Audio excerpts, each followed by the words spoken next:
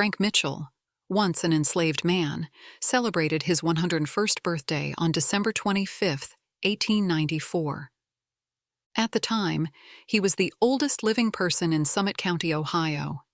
Mr. Mitchell's lifetime was filled with lots of ups and downs, and he took great pleasure in sharing stories of his past, some worth repeating and others to learn from. At the end of his life, Mr. Mitchell resided with the family of Walter Hulett on Cuyahoga Street, not far from the Little Cuyahoga River. A Beacon and Republican newspaper reporter visited Frank Mitchell on the Sunday morning before his birthday and was invited into the house. The man's life history, as relayed himself, is about as follows. I was born on the plantation of Nat Pride, an elderly man, on December 25, 1793, at 7:16 o'clock in the morning sun time. The plantation was situated in Franklin County, Alabama, on the banks of the Tennessee River and near the town of Tuscumba. I stayed with Pride, who was a good master to about 75 slaves until I was 18 years of age. Soon as I was old enough to work, I was put in the field picking cotton. Tom King was my next master, paid $200 for me. During the 2 years I remained with King, who gave me enough to eat, I was a common helper about a general store.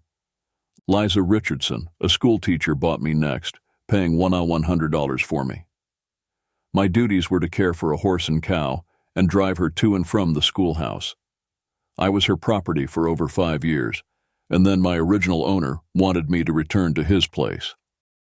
After remaining for 7 years on the Pride plantation, he was leased, at a rental of $300 per year, to Isaac Wilson, a neighboring slave owner.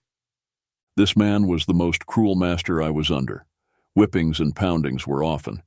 It was daily expected to be aroused long before sunrise, worked hard, and then sent to bed with the marks of the overseer's lash on my back. I was there for 1 year. His flight to his old master's plantation, the one owned by Pride, and the cause for it, as told by Mitchell, is as follows. On Christmas Eve, me and 4 girls living on the Wilson land decided to have a little celebration of our own. Early in the evening, I quietly went to the hen roost and secured 2 of the finest chickens. These were taken to one of the cabins and placed in a pot to boil.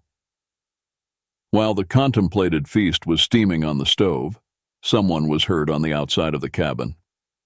Glancing towards the door, I saw part of a white cheek peeking through a crack in the wood. I knew the game was up, so I hustled to the stove, got some red-hot coals, and awaited the peeper's appearance. It was only a minute until the face was again pressed to the opening. I threw the shovel full of hot ashes into the crack. I opened the door and found Master Wilson's wife in a faint on the ground. Right then and there, I made for the Pride plantation. I ran the whole 14 miles distant, and I got there Christmas morning. Master Pride took me back, where I served 4 more years. A speculator appeared one day, having a number of slaves, including a woman and a child. Frank Mitchell was traded for these 2, and they started towards New Orleans, where he was to be placed on the market.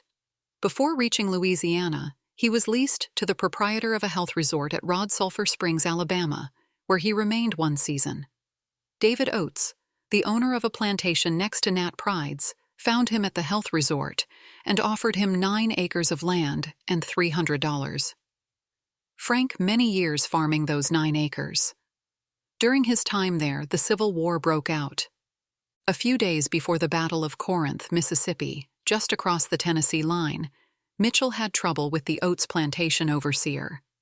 The man threatened to kill him, and Mitchell decided to leave and join the Union Army just a few miles away. That afternoon, he deserted the cotton fields and made a run for the nearby woods. The alarm was quickly given, and a block hound was put on his track. When the dog found and attacked him, a furious fight took place, and Frank Mitchell ended up victorious. For 9 days, he slept during daylight and traveled by night. He reached the Union forces on October 7, 1862. He was taken in as a servant by the 64th Regiment, Ohio Volunteer Infantry, which was General Garfield's brigade, and United States Senator Wilbur Fisk Sanders was lieutenant. Mitchell ended up being General Garfield's servant for several months during his stay in the Army. Early in 1863, he was brought north by Senator Sanders. His first work in Summit County was in Hudson, where he remained 1 week before moving to Akron, where he lived the remainder of his life.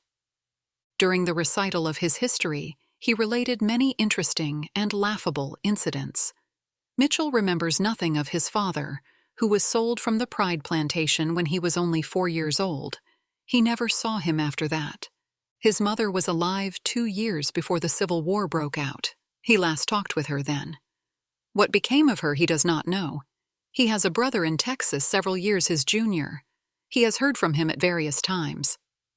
The newspaper reporter noted that Frank Mitchell's physical condition was extraordinary for being 101, although he did have considerable rheumatism during the winter and had sinking spells occasionally. Ever since he took up residence with the Huletts, he cultivated a large garden and did all the work himself. The proceeds from the garden largely helped to defray the expense of his living.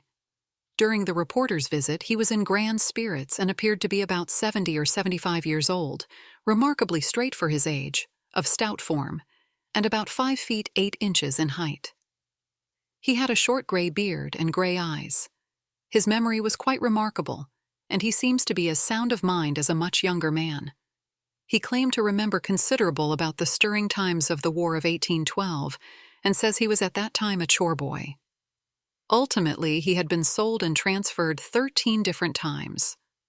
Once given the right to vote, he voted the straight Republican ticket and never missed an opportunity to get to the polling place. The old man used tobacco both to chew and smoke and is not adverse to a little whisky now and then. The Huletts kept him until he departed from life. They do it simply as a matter of charity. While with the Huletts, the old man was given large celebrations for his birthday on Christmas, which is also his birthday. He is certainly a remarkable man. Note: Frank Mitchell died in January of 1905. Mitchell's actual age, according to the 1880 census records, was about 88 years. A month and a half after his death, the Beacon published a letter from Colonel Sanders, who gave the particulars of how he brought Mitchell to Ohio and said that Mitchell may have exaggerated his age by at least 20 or more years.